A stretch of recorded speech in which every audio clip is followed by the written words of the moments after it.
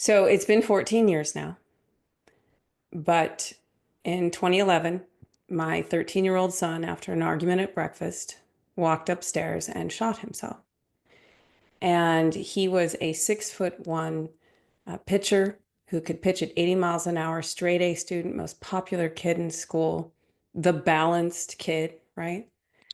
Yeah. And of course, the aftermath of that is horrific. And we don't even need to get into that because I'm sure your listeners can imagine just there is no worse place. There's no worse No, place. no parent should ever have to outlive their children, Yes. and they certainly shouldn't have to witness that. Hold them while they die. Yeah. Yeah, yeah. I So I can't even imagine. So what happened obviously immediately is I couldn't go back to that house. There was a series of things that happened. And luckily we had a lot of friends and firefighters and it took a month, but you know, they came together and they helped us move to another rental, right? But it wasn't much because I wasn't going to go back to work. At the time, we had twin 4-year-olds, one of them having autism, therapies 4 times a week. My oldest boy, who was bipolar, now missing his brother, who was only 12 months apart, same grade.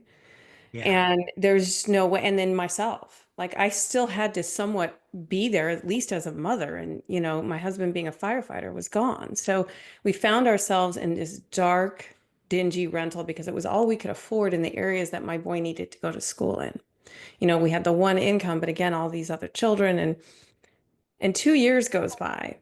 And I'm sitting there, January 2013, I'm sitting there on the couch with my probably fourth glass of wine mm, and same frickin' TV program. And I hear this voice that says, Mom, Mom, enough, Mom, enough of the pity party, Mom.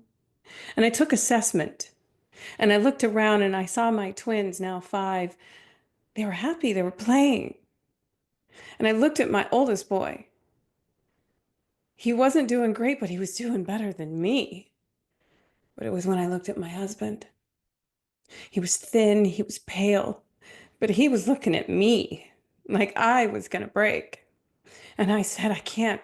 I have to make a choice.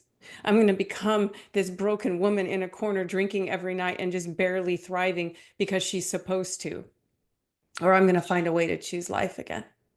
We'd had a bankruptcy, we'd had a short sale, but I knew we had to get out of that house. There was something about the foundation that was also making us sick.